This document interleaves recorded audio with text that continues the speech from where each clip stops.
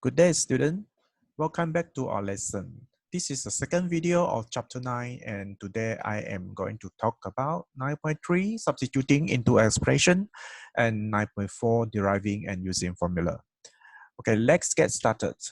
Okay, example for let's say when we have A as 2 and B as 3 and C equivalent to -1, and the question asks you to write an expression and get the value of it, right? So let's start with question A. If I have 2A minus 3B, so meaning to say I need to replace A as 2 now and B as 3. So when I replace it, I get this thing. So you have to times this to get 4, this thing times together to get 9.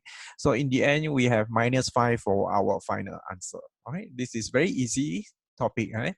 So B, let's see, 3A plus C, then 3 need to times 2, and plus C means we need to -1 right now. So 3 times 2, you can see from here, 3 times 2, then -1, then that's why you have 6 minus 1.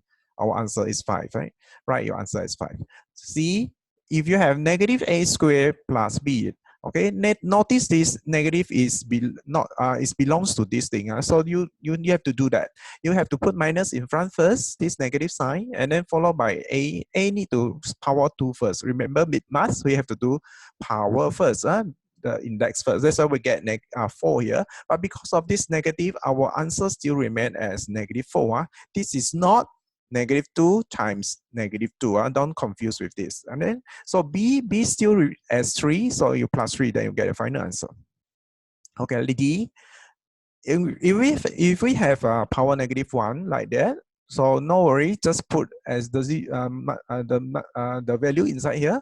So you have 3 power -1 plus, and then I put a big bracket here, and then I replace A as 2, and I plus is from here. C, I replace it with -1. Then the whole thing need to power 2 in the end. So this one, 3 power -1, actually is 1/3. So you can write in 1/3. And this one, after you 2 minus 1, you get 1. 1 you square, you should get 1. So the final answer will be 1 and 1/3. Okay. E, okay. AB square minus C. Student normally confuse this power 2. This power 2 belongs to B only, not A. So it nothing to do with A. You cannot multiply A and B first, then you power 2. It's just B power 2. So the way is like that. A as 2, B you power 2, then minus, still minus, and then C you replace it with -1. Okay, so in the end you get an answer as 19, just like this. All right, count it out. Okay, F, if we have A minus C plus B, meaning to say I have A as 2 minus -1 because C is -1. So in the end, you can see this part become plus. So it becomes 3, right? 2 plus 1 in the end. 2 plus 1 is from here. And then this 3, because of B is 3, so just 3 here. So the answer is 6 in the end.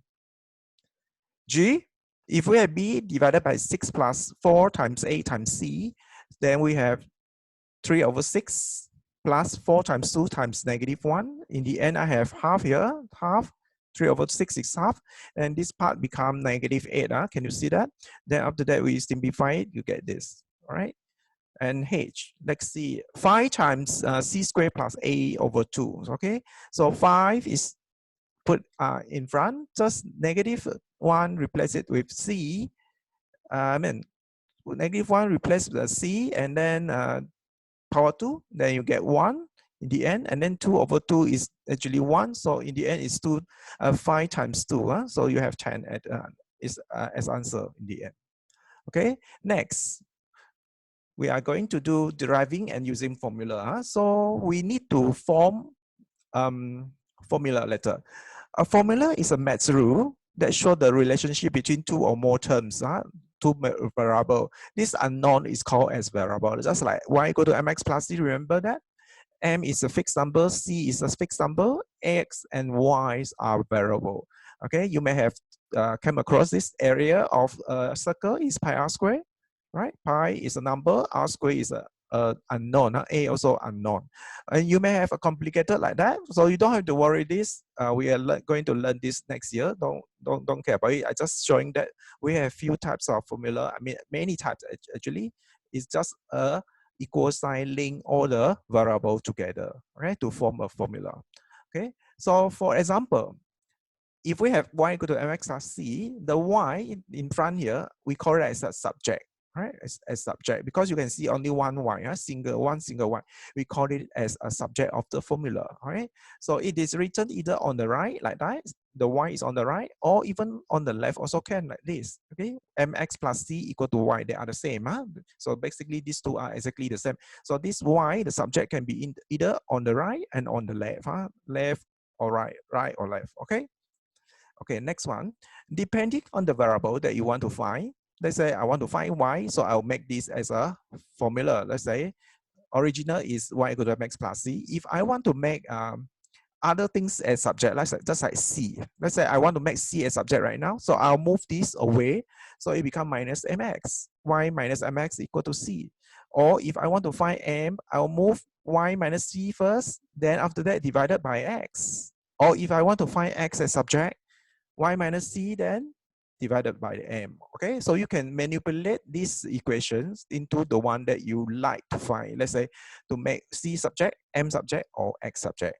It depends. Okay, next, let's see example. If let's say the question is asking, write a formula for total pay P dollar. P is the total dollar that you are receiving. Fina makes when she works H hour at R dollar per hour. So they want you to combine this PHR into one formula. All right.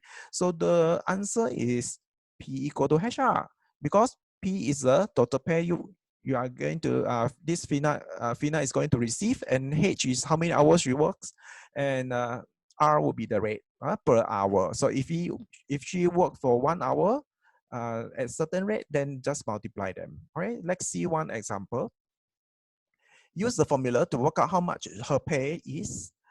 If she worked for 8 and 1/4 hours with 7.8 per hour, so that means I want to calculate the P.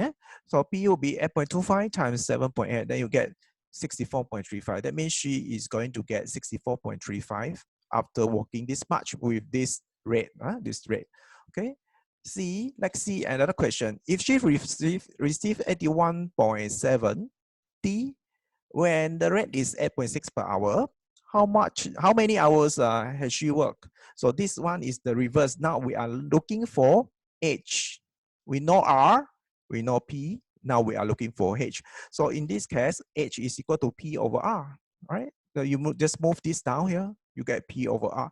So that means I need to use this 8.81.7 divided by 8.6. So that means she is working for 9.5 hours, then only she can get this much of the pay when the rate is this, right? Example 2, let's say we have the formula that we are familiar with, y equal to mx plus c, the straight line formula. Then the question asks for what are the value of a to find y when the m is this. Okay, very easy. You just have to replace the m as 10, x as 8, and plus 7. Then you get 87. So y will equivalent to 87. Okay, let's say if I want to find c, so we need to change this formula first to make c the subjects, just like this. So c is going to be y minus mx. So c, the y is given as 75, so put it in, and m is 4, and then x is 3. So that means your answer is this one. Okay, see, if I want to look for m, so again, I will need to change the formula to make m the subject, which is y minus c divided by x. Then after that, I replace all the alphabet here with numbers given here. Then I find out what is the value. And if I want to find x when this is this, okay, again, make x a subject first, then you substitute all the x, the y with value, c with value, and m with value. Then you get a final answer as the question 1. All right, it's quite okay, right? Okay, next see question. Example 3. Example 3 is similar, but the formula may be a bit complicated to you, but it's okay. Let's see the question.